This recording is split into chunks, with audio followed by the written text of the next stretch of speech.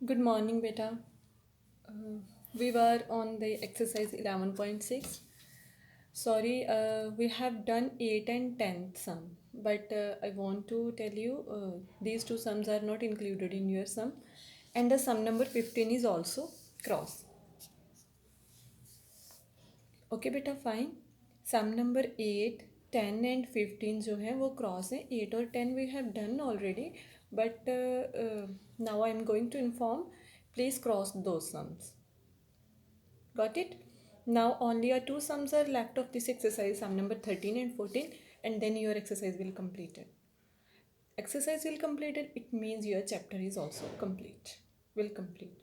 Now, third sum, look at here. Mr. Sidhana saved 28% of his income. If he saves rupees 840 per month, find his monthly income. कह रहे हैं कि mister Sidhana जो हैं वो अपना इनकम का कितना परसेंट सेव कर रहे हैं. 28% सेव कर रहे हैं.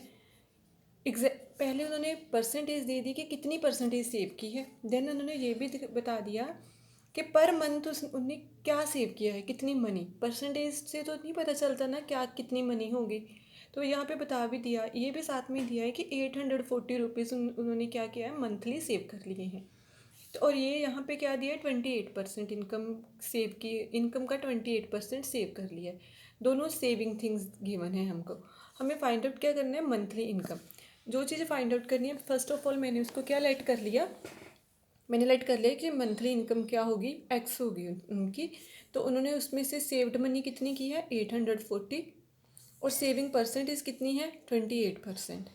अब देखो, अगर मैं सेविंग परसेंट को टोटल मनी के साथ मल्टीप्लाई करती हूँ, ठीक है, ये सेविंग परसेंट किसकी है, एक्स की ना. मंथली इनकम की सेविंग परसेंट है ना, और मंथली इनकम की ही मंथली सेविंग है. अगर मैं 28% को, इतनी सेविंग को एग्जैक्ट अमाउंट से करूँगी तो मेरे पास एग्जैक्ट नंबर आ जाएगा. क्या होगा सेविंग उनके, it means 28% of x equal to 840 क्या है, सेविंग. और अगर मैं परसेंटेज को टोटल अमाउंट, ये परसेंटेज, इस परसेंटेज को टोटल अमाउंट के साथ मल्टीप्लाई करूँगी तो जो भी सोल्यूशन सॉल्व आउट होगा वो क्या वैल्यू आएगी, वो भी सेविंग की ही वैल्यू आएगी मेरे पास. ठीक है. अगर इसको इसके साथ मल्टीप्लाई करती हूँ तो मेरे पास, क्योंकि ये 28% सेविंग की परसेंटेज है ना, तो अगर मैं टोटल के साथ करूँगी तो जो भी मेरे पास वैल्यू आएगी वो सेविंग की आएगी. और ये भी क्या है, सेविंग है. दोनों सेविंग्स ही है. सेविंग है तो मैं इक्वल टू के फॉर्म में लिखकर इनमें से वैल्यू, एक्स की वैल्यू निकाल सकती हूँ. So let's continue the further. 28 over क्या आ जाएगा, 100 multiply X is equal to 840. Then x is equal to 840 multiply 100 over 28. 2 के टेबल पर अगर हम कटिंग करेंगे तो देखो, 2 1 या 2, 2 4 या 8, 2 4 8, 2 2 4 0. 14 के टेबल पे अब कटिंग हो सकती है. 14 1 ईयर 14, 14 3 ईयर 32 और 0 आ जाएगा. 30 को इसके साथ मल्टीप्लाई करोगे तो आपके पास, sorry, look at here. Now अब मेरे पास क्या बच गया है, 30 मल्टीप्लाई 100 क्या आ गया, 3000. इट मीन्स मेरे पास जो x की वैल्यू है वो कितनी आ गई, 3000. और x मैंने क्या लेट किया था, मंथली इनकम.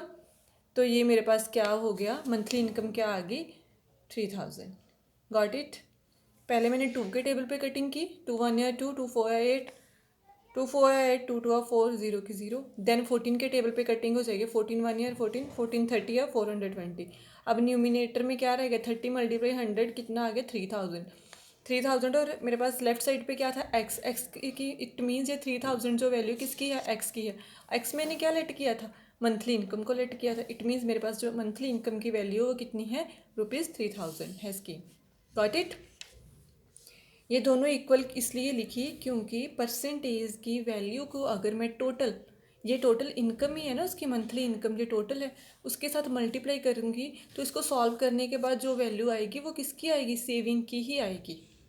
तो वो जो वैल्यू भी सेविंग की होगी, और ये इससे जो ऑब्टेन होनी थी वो वैल्यू भी सेविंग की है, और 840 भी सेविंग की है.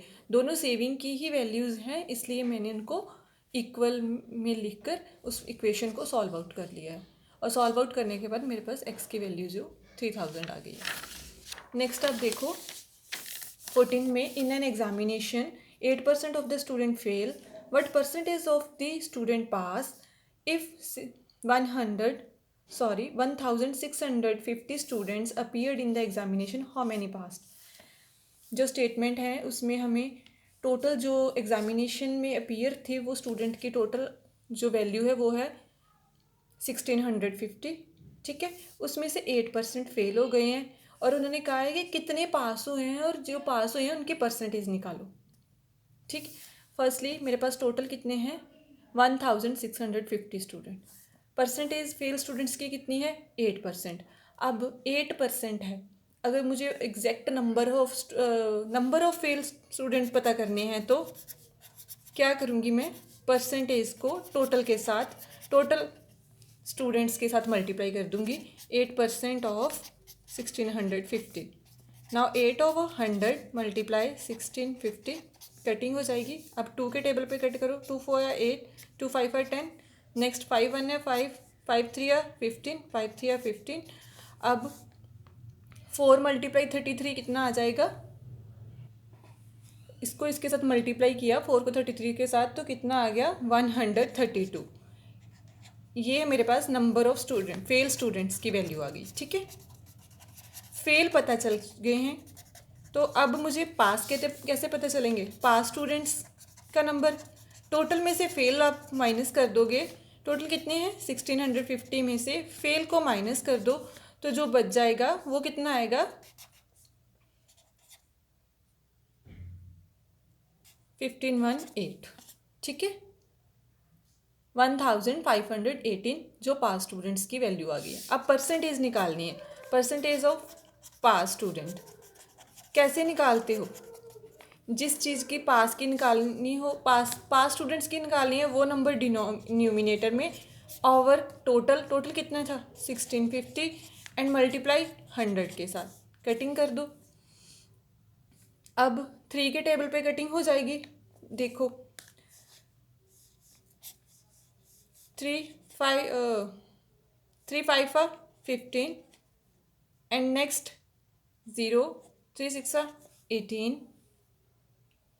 नेक्स्ट देखो 3 के टेबल पे ऊपर होगी 3 5 15 0 3 6 18। अब ये 1 था ना, 1 तो 3 से छोटा है, तो 0 लगा के सॉल्व आउट होगा ना ये चीज़। अब नीचे 3 5 15 3 5 15, नेक्स्ट 5 के टेबल पे 5 1 या 5 5 1 या 5 5 2 या 10, नेक्स्ट 11 के टेबल पे 11 1 या 11 4 44, कितने रह गए 6 6 और 6 क्या बन गए 66, तो 11 6 या 66। अब क्या बच गया मेरे पास 46 मल्टीप्लाई 2, तो ये आ गई मेरे पास 92%। गॉट इट, ठीक है। ज़रूरी नहीं है कि आप इसी तरह से कटिंग करोगे, आप अपने मेथड से भी कर सकते हो, जिस टेबल पे आपको ईजिली कट हो जाता है आपसे, आप उस पर कर लो। ओके बेटा fine, it means your chapter number 11 has completed. Okay, thank you and have a nice day beta.